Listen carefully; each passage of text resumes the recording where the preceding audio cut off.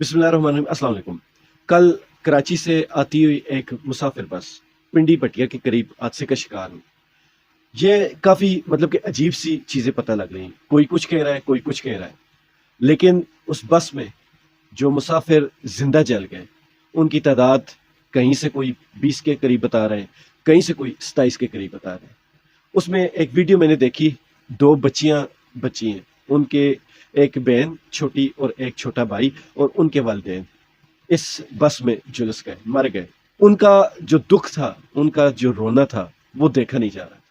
यहाँ पे मैं दरख्वास्त करूंगा, कोई भी साहिब हैसियत लोग हैं तो बराए मेहरबानी ऐसे बच्चों की कफालत किया करें। उस बच्ची ने एक फिक्रा बोला था कि अब मुझे कौन पालेगा। यकीन माने यहाँ दिल पर लगा। ये जिस तरह की खबर थी, ये ब्रेकिंग न्यूज टाइप की मेन स्ट्रीम मीडिया की खबर थी। इस पर मेरी वीडियो बनाना बनता नहीं था, लेकिन सिर्फ उस बच्ची के उस फिक्रे की वजह से मैं वीडियो बना रहा हूँ। जिस तरह उसने कहा कि मुझे अब कौन पालेगा, मेरे माँ बाप भी इस हादसे में जाँ बाग हो गए, मेरा एक छोटा भाई और एक बहन भी जाँ बाग हो गए। यकीन करें, उस हादसे की बहुत सारी वीडियोस मैंने देखी, जिस तरह लोग उसमें जलकर राख हो गए, और जिस तरह इन बच्चियों का था कि आधे लोग बच गए, आधे उसमें जल गए। ऐसे हादसों में जो लोग बच जाते हैं वो सारी जिंदगी इस ट्रॉमा से नहीं निकलते, इस खौफ से, इस दुख से, इस अजियत से नहीं निकलते। ऐसे लोगों को दोबारा से जिंदगी में वापस आने के लिए आप जैसे जो साहिब हैसियत लोग हैं उनका बहुत बड़ा किरदार होता है, अगर कोई करना चाहे। बाकी जो पुलिस वाले ने वहां मौके पर बताया कि आगे केरी डब्बा जो बुलान सुजुकी की गाड़ी होती है, कह रहे कि उसमें कोई डीजल के कैन थे। ये पुलिस वाले का मौके का बयान है, वो आप साथ में मैं दिखा भी दूंगा।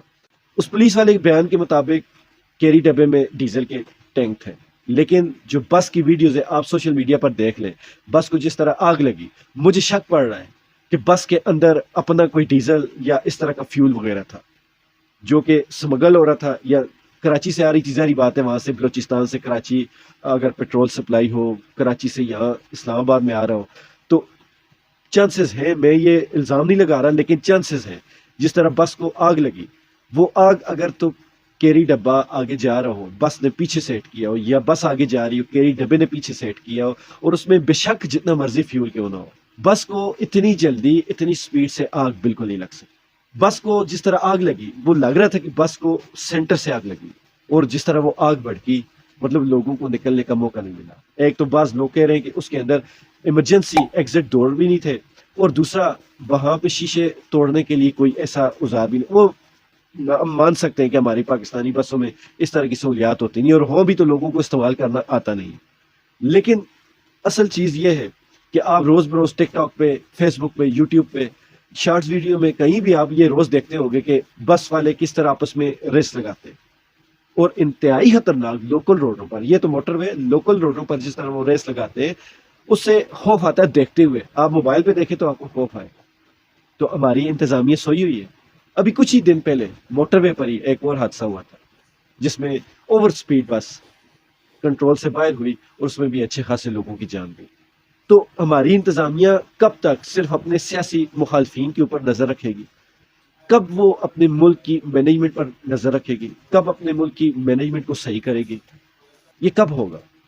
क्या हम जो इस मुल्क में रहने वाले पाकिस्तानी हैं, हम भेड़ बकरियों से, जानवरों से भी बदतर हो चुके हैं? क्या हमारे किसी हकूक का कोई ख्याल ही नहीं करता? पार्लियामेंट के पिछले पीडीएम हुकूमत ने आखिरी एक हफ्ते के अंदर 74 बिल पास किए, उनमें से एक बिल भी अवाम के लिए नहीं था।